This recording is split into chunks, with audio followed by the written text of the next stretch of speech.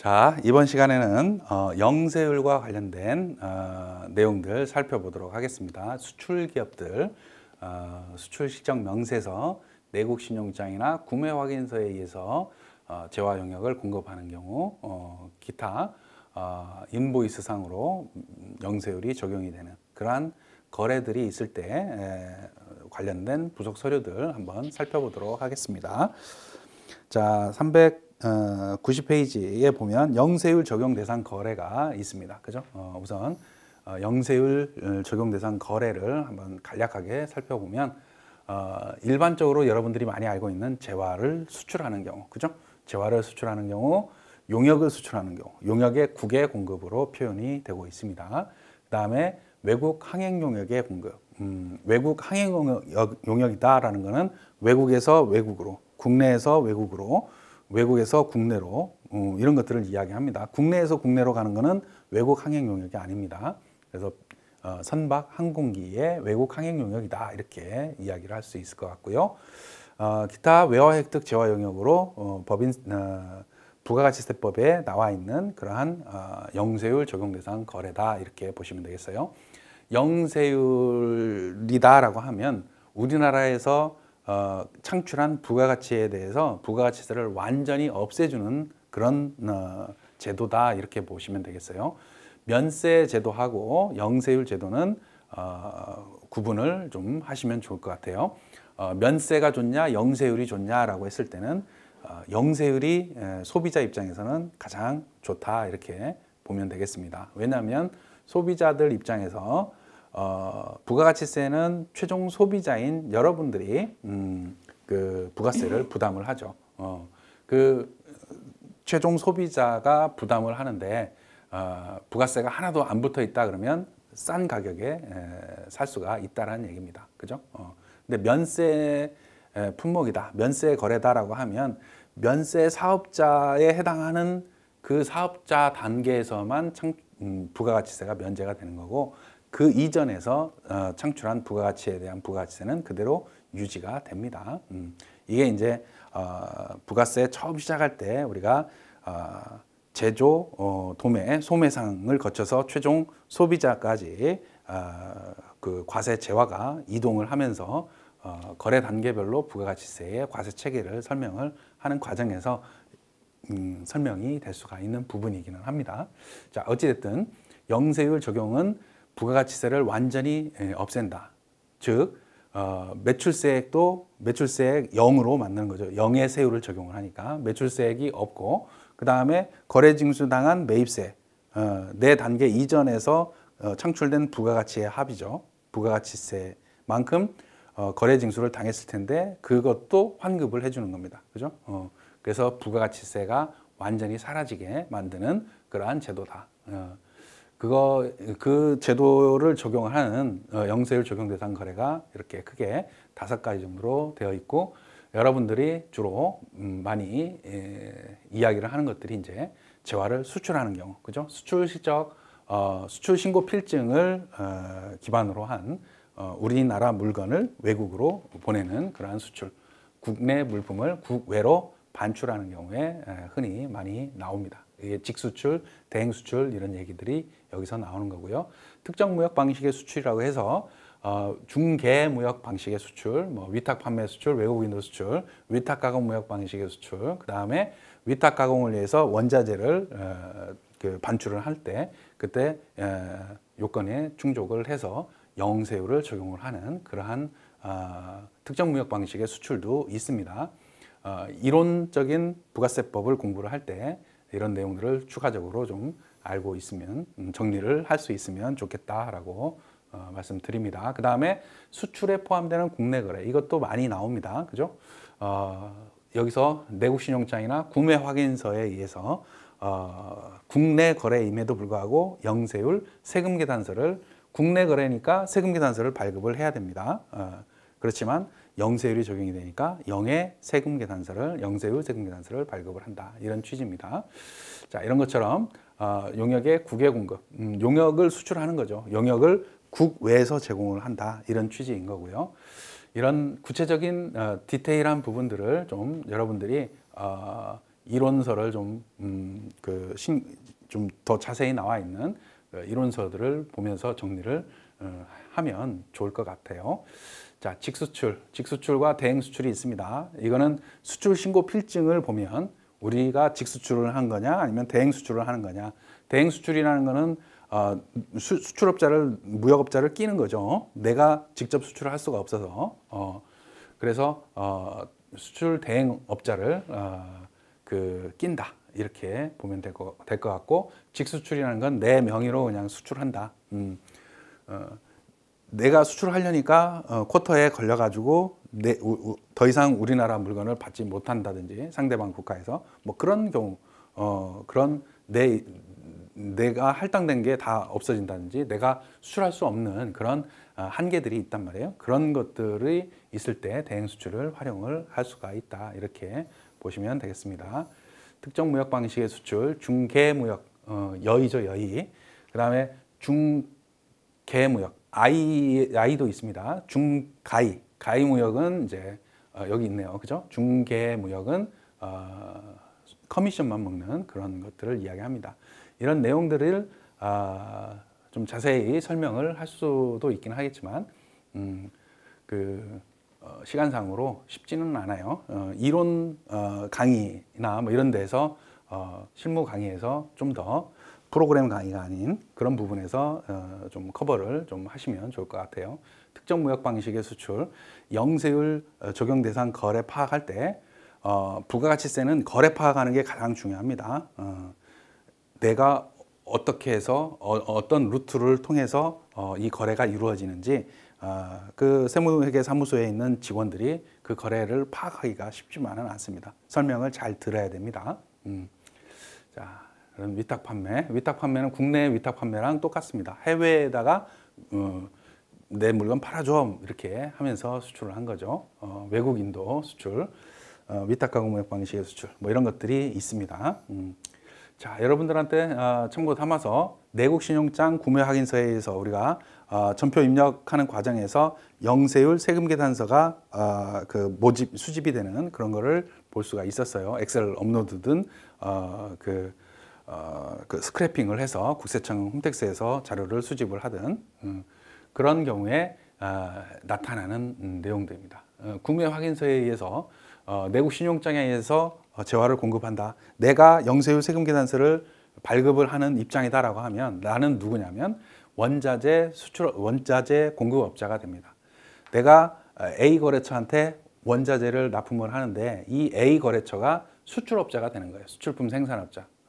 어차피 내가 공급을 하면 원자재를 대주면 납품을 해주면 그 원자재를 바탕으로 해서 만든 물건을 어디에다 외국에다가 수출을 한다라는 그런 전제 하에서 이 내국신용장이나 구매 확인서가 생긴다 이렇게 보시면 되겠어요. 어차피 내가 그 A 업체한테 원자재를 대주면서 납품을 하면서 세금계산서 발급하겠죠, 그죠?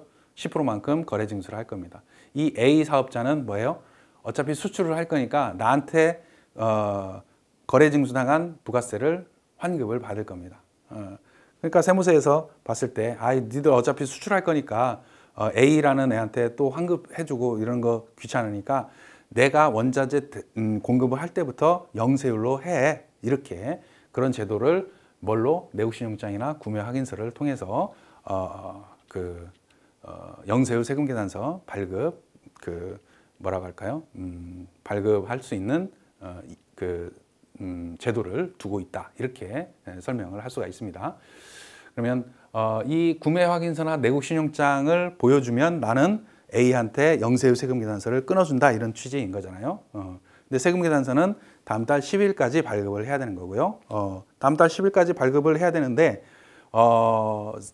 구매 확인서를 나한테 안 보여줬어요. 이 A라는 애가. 그러면 나는 뭘로 발급을 할 수밖에 없어요? 과세세금계산서 밖에 발급을 할 수 없는 거예요. 뭐가 없으니까. 내국신용장이나 구매 확인서를 보여줘야지 내가 그걸 근거로 해서 영세율 세금계산서를 끊어줄 텐데.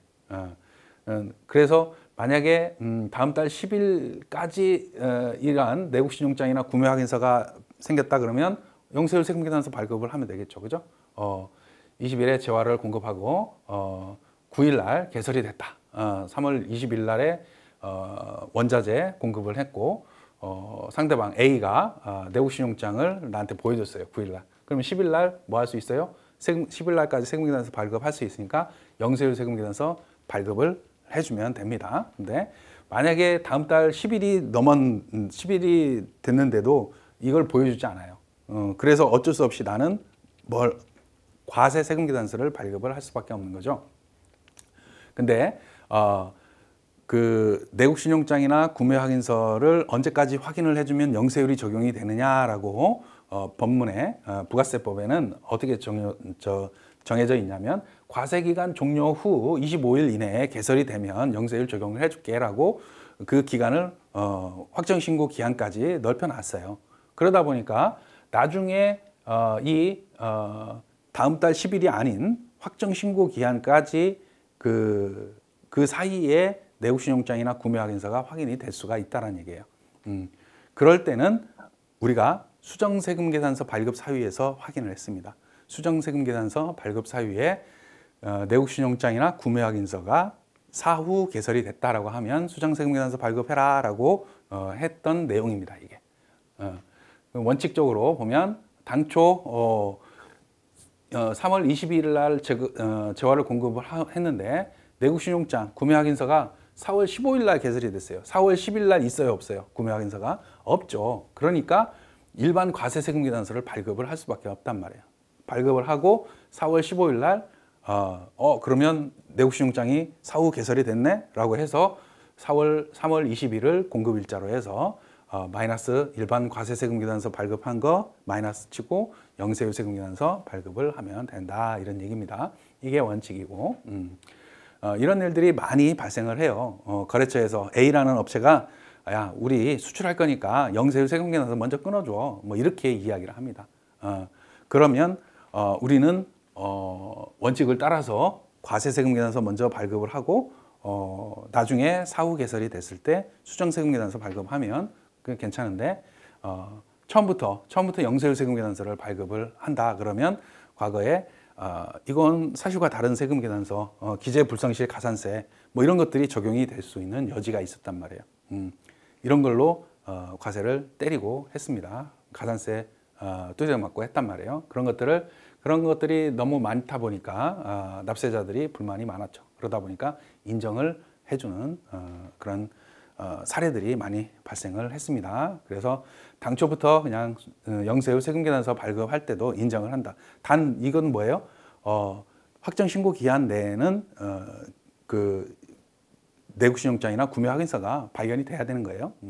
그다음에 수정 영세율 세금계산서를 발급하지 아니하고 일반 과세 세금계산서로 신고 납부하는 거 이렇게 되면은 수정 세금계산서 발급을 해야 될 거 아니에요, 그죠? 수정 세금계산서도 수정 세금계산서의 일종이니까 수정 세금계산서를 발급 안 하는 것도 미발급에 해당이 되는데 그러면 신고 납부까지 했는데 굳이 그럴 필요 있겠냐라는 얘기죠. 그렇게 해서 가산세의 부담을 줄여줬다 이렇게 보시면 되겠습니다.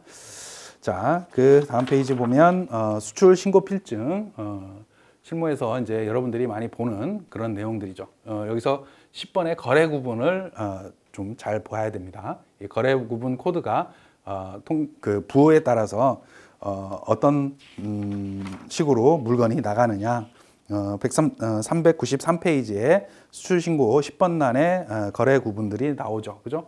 이 11번으로 입력을 할 거냐 15번으로 갈 거냐 17번으로 갈 거냐 뭐 29번 위탁 가공 무역 방식의 수출인 경우에 29번으로 나갑니다. 이 물건을 내보내는데 중국에 있는 가공업체한테 내가 원자재를 납품을 하는 그런 내용인 거예요. 위탁 가공 무역 방식의 수출이라는 건. 그래서 그때는 중국에 있는 위탁 임가공업자한테 물건을 보내는 것 자체는 원자재 보내는 거는 수출이 아니죠. 매출로 잡으면 안 되죠. 그 매출로 잡지 말아라 라고 표시를 하는 게 거래구분 코드란 말이에요. 29번으로 나가지 않고 11번으로 가면 매출로 인식을 해야 된다라는 얘기입니다. 31번 위탁 판매, 79번 중개무역 수출, 그 다음에 뭐 85, 86, 89 뭐 이런 과세 거래가 아닌 것들이 있죠. 이런 거래 구분 코드, 수출 신고 필증에 반드시 이 거래 구분 코드를 이게 11번이 아니면 여러분들은 조심하셔야 된다. 11번이 아니면 다시 한번 체크를 하셔야 된다라는 걸 이야기를 합니다. 여러분들이 이제 이 수출자 구분 코드에서도 우리가 A냐, B냐, C냐, D냐 뭐 이렇게 그 구분이 되어 있습니다. 그럴 경우에 직수출은 A, 대행수출은 B, 수출 신고 필증에 여기에 A냐, B냐에 따라서 우리가 그 직수출이냐, 대행수출이냐 알 수가 있습니다.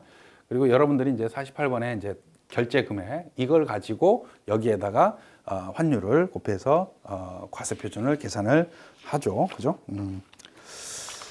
자, 그래서 수출할 때 선적일 기준으로 수출 신고 필증상에 있는 그 결제 금액을 환율을 적용을 한다.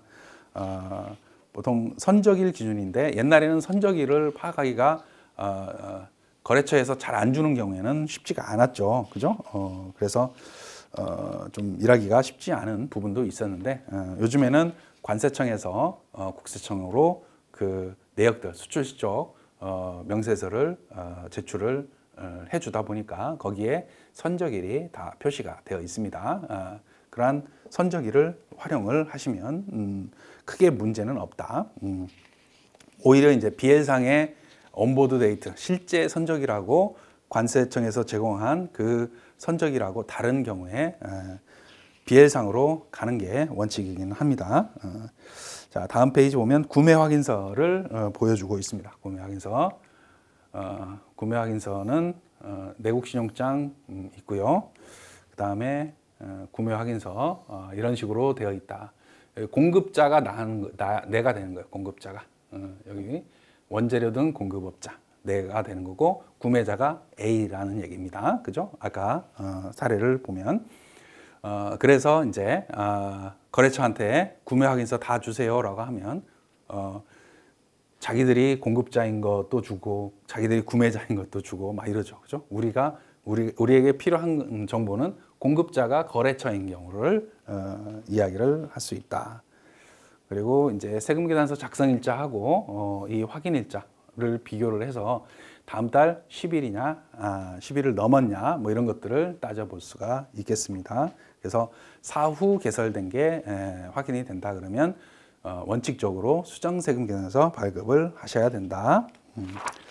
자, 그리고 다음 페이지 보면 이제 수출 시정 명세서 서식들이 있습니다. 작성 방법들도 있고요. 그리고 실제로 이제 400페이지 정도 보면 400페이지 보면 홈택스에서 수출 명세 스크래핑 해서 작성을 하는 그러한 방법들을 제시를 하고 있습니다. 그래서 홈택스에서 조회를 한 수출 시정 명세서를 바탕으로 해서 홈택스에서 스크래핑 프로그램을 세무사랑 프로그램을 활용을 해서 끌어오는 그러한 기능들을 활용을 할 수가 있다 이런 얘기입니다. 그죠? 그래서 402페이지에 스크래핑하는 과정들을 서술을 설명을 해주고 있습니다. 또 추가적으로 내국 신용장이나 구매 확인서, 전자발급 명세서 메뉴에서 우리가 세무 대리인이 홈택스에 들어가 가지고 세무 정보를 어떤 정보들을 취합을 할지 수집을 할지 그 부분을 이제 우리가 공부를 했잖아요. 거기에서 그 조회 화면에서 출력을 할 수가 있다. 그 화면에서 스크래핑을 하는 거죠. 긁어 온다는 얘기입니다. 프로그램이 그런 거를 실제로 이용을 할 수가 있겠습니다.